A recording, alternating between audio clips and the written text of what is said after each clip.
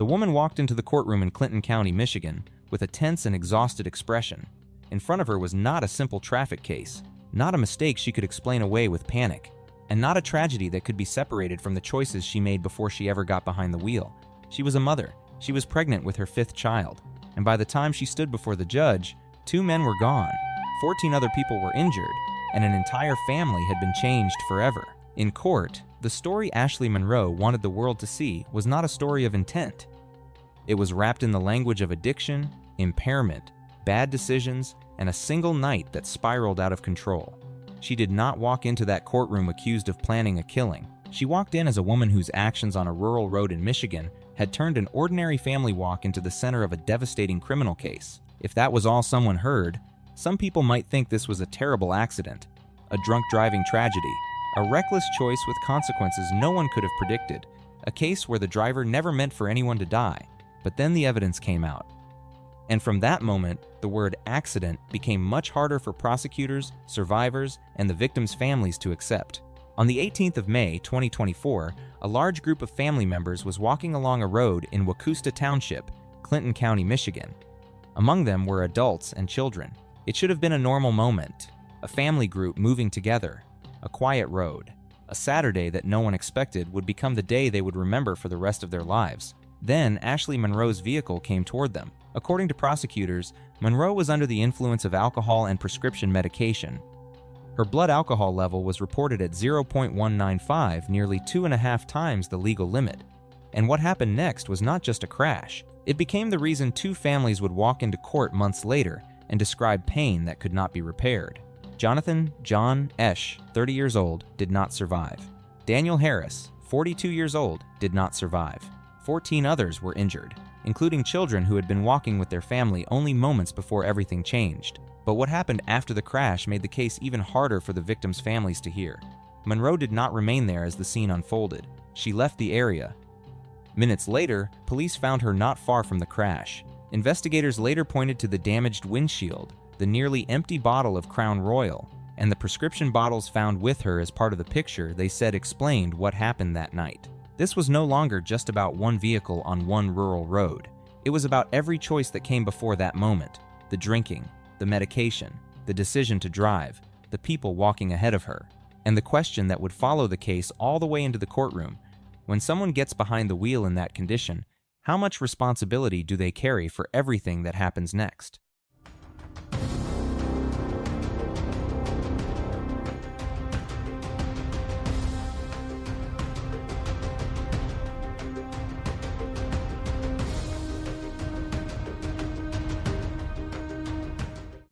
What you are about to watch is not an ordinary DUI case. This is the story of a pregnant mother of 4 whose choices led to 2 deaths, a long list of injured survivors, and a courtroom filled with people who had to explain how one evening in Wacousta Township changed their bodies, their families, and their futures. And every detail you are watching has been verified through investigative records, court proceedings, statements from prosecutors, survivor accounts, and the sentence handed down in Clinton County, Michigan.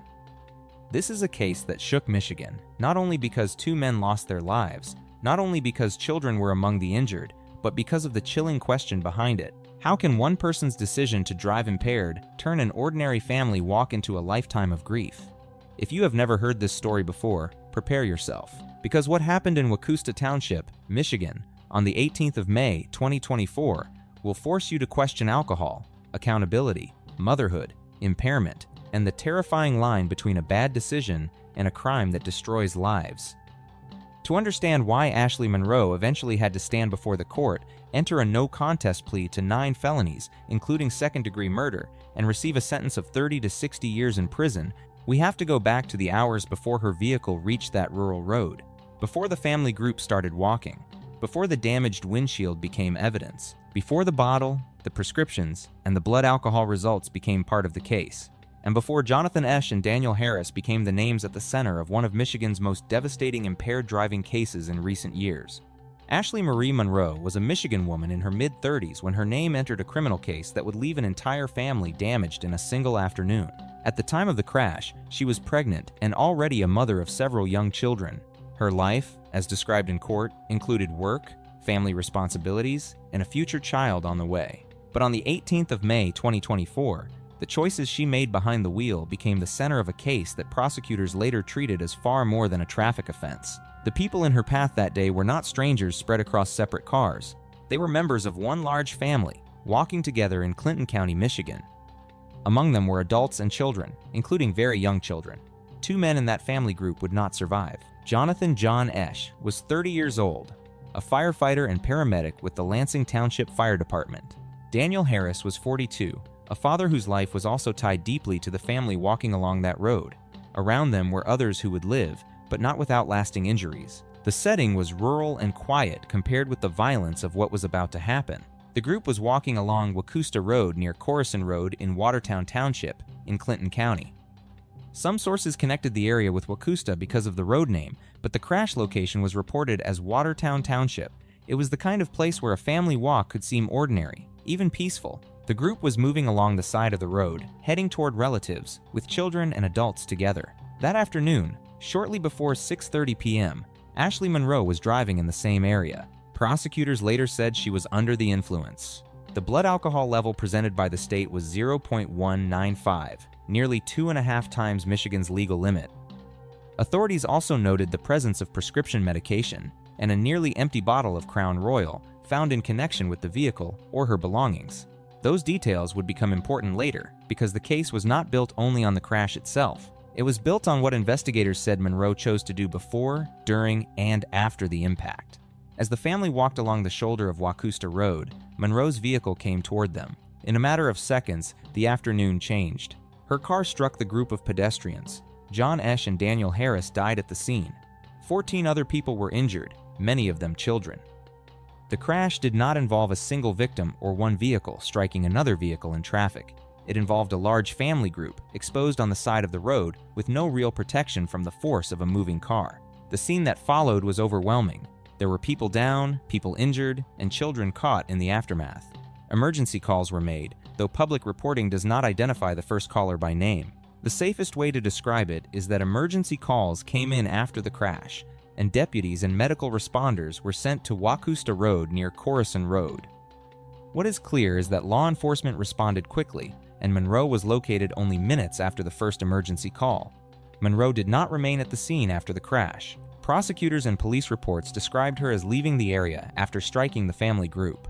That decision became one of the major facts in the case. Instead of stopping where 2 people had died and many others were injured, she continued driving. A Clinton County deputy who was responding toward the crash saw a vehicle traveling away from the area. The deputy noticed damage, including a cracked windshield, and that detail immediately drew attention. The deputy turned around and stopped Monroe's vehicle roughly 2 miles from the crash scene. The condition of the vehicle connected it to what had just happened. Reports described damage to the front passenger side and a damaged windshield. Prosecutors later said there were traces on the vehicle consistent with the crash. Those details gave investigators an immediate reason to treat Monroe not simply as a driver found nearby, but as the person connected to the mass casualty scene behind her. At the stop, investigators also focused on signs of intoxication. Monroe's alcohol level became one of the most important facts in the case. Early reporting said a breath test at the jail showed 0.183, and prosecutors later cited a blood alcohol level of 0.195. Both numbers were far above the legal limit. Officers also found a nearly empty bottle of Crown Royal and prescription medication. The state's position was that Monroe had been impaired when she drove into the family group. Back at the crash site, first responders were dealing with a scene that required help from multiple agencies. This was not a routine traffic response. The number of injured people required law enforcement, fire departments, ambulance services, and emergency dispatch coordination across the region. Deputies had to secure the road, protect the scene, help medical crews reach the injured, and begin identifying what had happened. For the families involved, the road became the place where a walk turned into a disaster. John Esch's death carried an additional shock through the first responder community.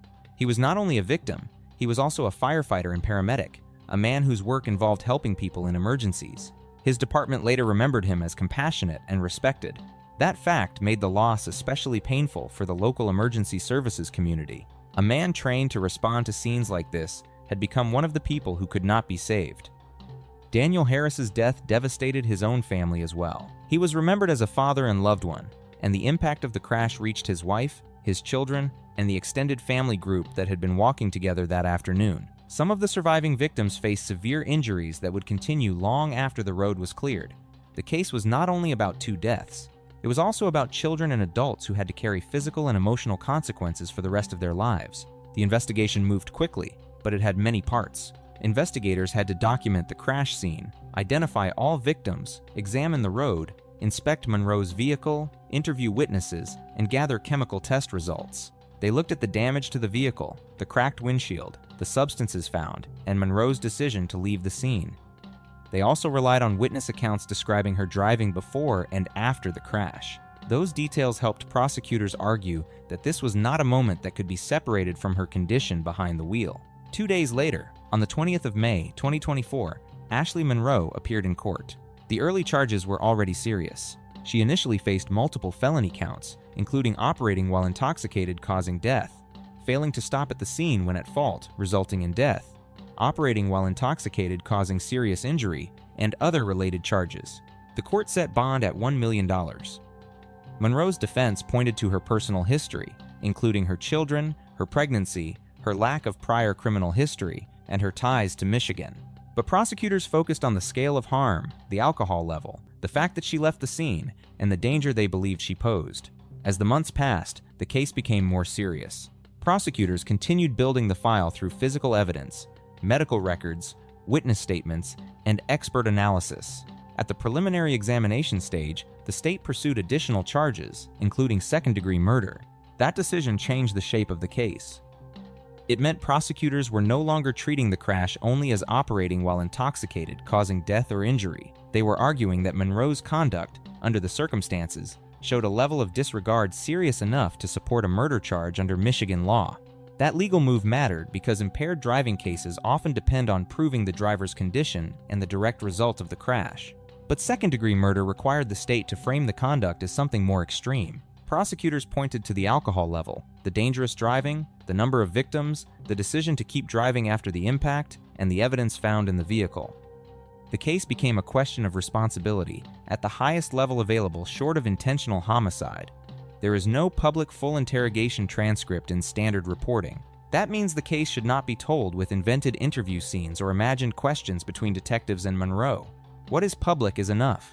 Investigators used the crash scene, the stopped vehicle, the damage, the alcohol test results, the bottle, the prescription medication, witness statements, and the sequence after the impact. They did not need a dramatic confession to move the case forward. The physical evidence and timeline carried the case through court. For the families, the court process unfolded slowly. They had already lost John Esch and Daniel Harris. They had already watched children and adults begin painful recoveries.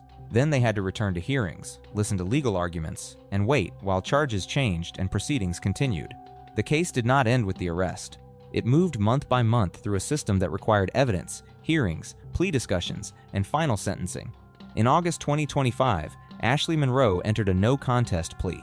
She did not stand in court and formally say the word guilty, but a no-contest plea carries the same practical outcome for sentencing. She accepted conviction and punishment without admitting guilt in the same way a guilty plea would. The plea covered 9 felony counts, 1 count of second-degree murder, and 8 counts of operating while intoxicated causing serious injury. Other charges, including some connected to leaving the scene, were dismissed as part of the plea agreement. The plea agreement set the minimum prison sentence at 30 years. That meant the sentencing range would already be severe before the judge spoke. Still, the sentencing hearing remained important because it gave the victims and family members a chance to address the court and describe the damage that could not be fully measured by legal counts.